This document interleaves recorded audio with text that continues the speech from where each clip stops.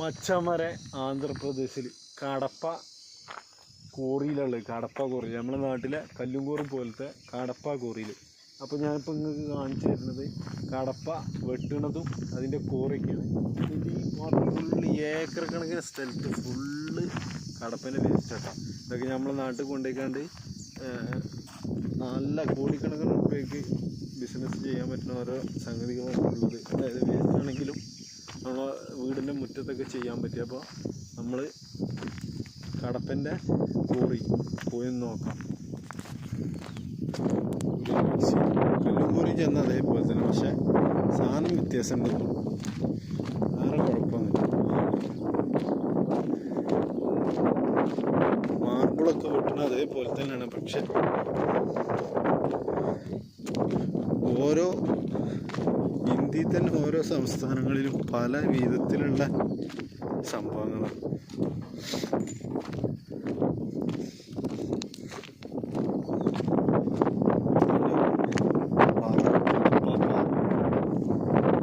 കരിങ്കല്ലിൻ്റെയൊക്കെ പാറ പോലത്തെ പാറകളാണ്.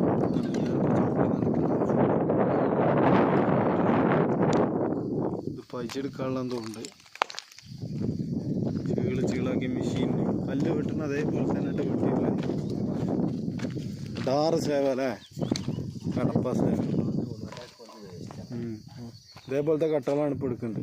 പല സൈസിലുള്ള കട്ടകളുണ്ട്. ഇതാണ് മെഷീൻസ്.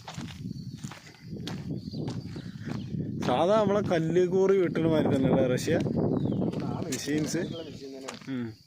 ചെറിയ മെഷീനാണെന്നുള്ളൂ, വയ്ക്കേണ്ട ആവശ്യമില്ല. ഇതൊക്കെയാണ് സാധനം കട്ട് ചെയ്ത് വെച്ചിട്ടുണ്ട്. പല സൈസിലുള്ള കട്ടകളുണ്ട് കേട്ടോ. അടാറാണ് ആന്ധ്രാപ്രദേശിൽ.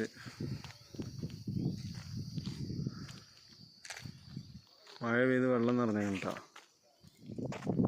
ഒരുപാട് വേസ്റ്റ് പീസ് ഉണ്ട് കേട്ടോ. ഒരുപാട് എന്ന് പറഞ്ഞാൽ ഒരുപാട് ഏക്കർ കണക്കിന് സ്ഥലത്ത് ഒന്നും 10 പൈസ കൊടുക്കേണ്ടി വരില്ല. കാരണം ഇവിടുന്ന് ഒരിക്കൽ എങ്ങനെയെങ്കിലും ഒഴിവായി കിട്ടിയാൽ മതി എന്നുള്ളൊരു കൺസെപ്റ്റാണ് ഇപ്പോൾ ഉള്ളത്. കാരണം ഇവർക്ക് വെട്ടണമെങ്കിൽ വേസ്റ്റ് ഇങ്ങനെ നീക്കി കൊണ്ടുപോകണം.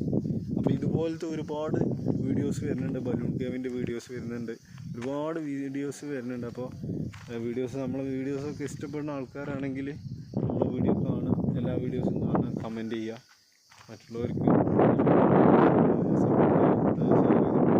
അത് മാത്രമല്ല അതേപോലെയൊക്കെ ഒന്ന് എക്സ്പീരിയൻസ് ചെയ്യുക. എല്ലാ സ്ഥലങ്ങളും ഒന്ന് വിസിറ്റ് ചെയ്യുക. ഓക്കെ.